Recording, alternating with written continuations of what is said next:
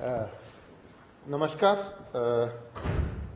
हमने आप सबको आज आमंत्रित किया है इस कर्टन रेजर के लिए, ताकि जो ये माननीय प्रधानमंत्री जी की विजिट हो रही है उसके बारे में थोड़ा सा परिप्रेक्ष्य आपको बताया जाए। और मैं धन्यवाद करता हूँ माननीय एलजी साहब का कि उन्होंने समय निकाला इसके लिए। मैं निवेदन करता हूँ मनदीप जी से कि इस प्रोग्राम के बारे में थोड़ा प्रकाश डालें। Thank you sir.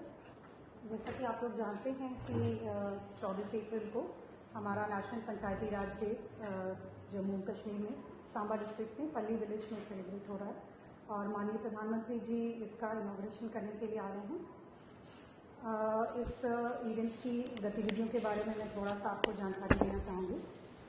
इसमें हमारी मिनिस्ट्री ऑफ पंचायती राज भारत सरकार की तरफ से मिनिस्ट्री ऑफ रूरल डेवलपमेंट इनका पार्टिसिपेशन रहेगा और हमारे यहाँ पे एक एग्जीबिशन स्टॉल होगा जिसमें हमारे जम्मू कश्मीर के सारे डिपार्टमेंट्स और भारत सरकार के डिपार्टमेंट्स इसमें पार्टिसिपेट करेंगे।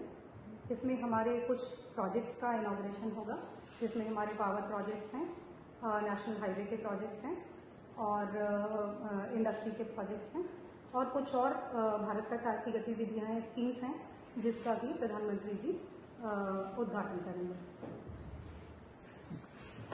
मित्रों, अभी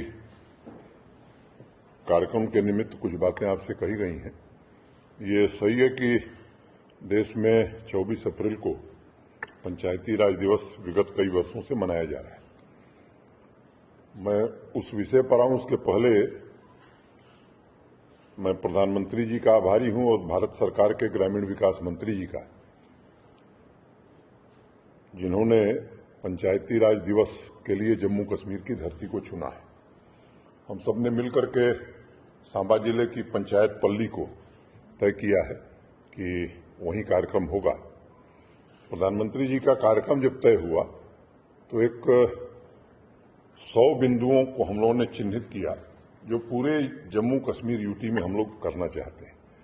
आपसे मैं एक बात जरूर कहना चाहता हूं कि 2019 के बाद का जम्मू कश्मीर और 2019 के पहले का जम्मू कश्मीर, जरा आप विचार करिए। आज नीति आयोग जब भी राज्यों की सूची जारी करता है तो मुझे लगता है कि जम्मू कश्मीर हर क्षेत्र में आपको दिखेगा। अभी हाल की बात मैं बता रहा हूं कि प्रधानमंत्री ग्राम सड़क योजना में किन राज्यों ने कैसा प्रदर्शन किया है, उसकी सूची जब जारी हुई तो राजस्थान मध्य प्रदेश के बाद तीसरे नंबर पर हम थे। अनेक क्षेत्र, मैं कह सकता हूं कि विभिन्न क्षेत्रों में जिस गति से काम 2019 के बाद हुआ है, मैं कह सकता हूं कि एक ट्रांसफॉर्मेशन जम्मू कश्मीर का हुआ है। क्या वो गुड गवर्नेंस हो, पीपुल सेंट्रिक पॉलिसीज हो, और मैं मानता हूं कि ट्रांसपेरेंसी के मामले में शायद देश में जम्मू कश्मीर सबसे अग्रणी राज्य होगा।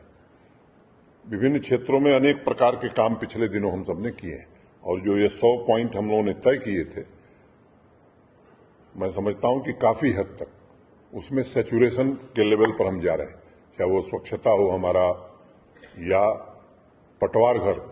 अब पटवारी को खोजने में जम्मू कश्मीर का सामान्य नागरिक कितनी जद्दोजहद करता था, आज हर पंचायत में पटवार घर बना दिया, पटवारी का नंबर जारी हो गया और सप्ताह में 4 दिन 10 से 12 वो मिलेगा ही। सीयूजी नंबर भी हम उसको देने जा रहे हैं। पंचायतों को पंचायत असिस्टेंट मिल जाए, हर पंचायत को दे दिया गया। अगर मैं काम की बात करूं तो डिस्ट्रिक्ट कैपेक्स में पहले कितना काम होता था, तो मोटे तौर पर 3,500 के आसपास। इस साल आप सुनेंगे तो आपको आश्चर्य होगा कि लगभग 37,000 काम की जो विकास की मुख्य धारा है उससे जम्मू कश्मीर जुड़ गया है और इसका श्रेय भारत के सम्माननीय प्रधानमंत्री जी को जाता है और एक नए युग की शुरुआत है। आप सबको मालूम है कि आज से 6 महीना पहले तक, आजादी के बाद से लेकर अब तक, इसमें प्राइवेट इन्वेस्टमेंट खासतौर से इंडस्ट्री को लेकर के 15,000 करोड़ से कम रुपए का था। एक इस फैक्ट को मैं इस जोर दे के कह रहा हूं कि इसको आप वेरीफाई करिए। 24 तारीख को जो ग्राउंड ब्रेकिंग सेरेमनी हमारी इन्वेस्टमेंट की हो रही है, 38,000 करोड़, एग्जैक्ट फिगर में अगर बोलूं तो 38,082 करोड़ रुपए की। और देशी भी इन्वेस्टर्स हैं, बाहर के भी यूएई के भी कई इन्वेस्टर्स हैं, बड़े group, MR Lulu, DP world, यहाँ अपोलो हॉस्पिटल, बिरला की टेक्सटाइल मिल, ऐसे अनेक नाम हम आपको बता सकते हैं। डिफरेंट सेक्टर्स में इन्वेस्टमेंट आ रहा है और मुझे लगता है कि ये इससे रोजगार भी कम से कम केवल इस इन्वेस्टमेंट को अगर मैं देखूं तो प्रत्यक्ष और अप्रत्यक्ष मिला करके 4 लाख से ज्यादा लोगों को रोजगार मिलने जा रहा है। पावर की क्राइसिस से आप परिचित हैं। यहाँ कहा जाता है कि हमारा पोटेंशियल बहुत है, लेकिन अभी तक 3500 मेगावाट बिजली हम लोग बना सके थे। हमने एक लक्ष्य रखा है कि आने वाले 4 वर्षों में इतनी बिजली हम और बनाएंगे। तो 2 हाइडल परियोजनाएं, एक 850 मेगावाट की रखले और 540 मेगावाट की दूसरी परियोजना, इसकी आधारशिला भी प्रधानमंत्री जी रखेंगे। एक स्वामित्व स्कीम पिछले साल जब गिरिराज सिंह जी जो भारत सरकार के ग्रामीण विकास मंत्री हैं आए थे तो उसका उन्होंने यहाँ शुभारंभ किया था। अब आप सामान्य जीवन में गांव में जो आदमी रहता है उसके मकान की कोई पहचान नहीं होती, उसको भी एक आइडेंटिटी नंबर मिलेगा उसके मकान को। तो गांव के आदमी को भी अगर ऋण चाहिए तो उसको मार्गेज करके वो ऋण ले सकेगा। वो कागज भी उस दिन प्रधानमंत्री जी देने वाले हैं। जिस स्कीम में आप लें, ओल्ड एज पेंशन, प्रधानमंत्री आवास योजना, सभी स्कीम्स में हम सिचुएशन की तरफ बढ़ रहे हैं। आपकी जमीन आपकी निगरानी, मैं मानता हूं कि अब लोग खुद देख रहे हैं अपनी जमीन को। जो कुछ पीछे हुआ मुझे लगता है कि उसमें वो तो हमें विरासत में मिला था, लेकिन हम कोशिश ये करें कि पूरी पारदर्शिता से सामान्य नागरिक के जीवन में बदलाव आवे। 100 जन औषधि केंद्र ये नए फंक्शनल हुए हैं, सस्ती दवाएं सामान्य आदमी को मिले। प्रधानमंत्री से हमने आग्रह किया है। वहां रूरल डेवलपमेंट की हमारी सेक्रेटरी ने और प्रशासन के पंचायती राज विभाग ने कुछ फोटो गैलरी भी बनाई है, एक स्मार्टपुर गांव भी बनाया है, वो सब आप लोग देखेंगे।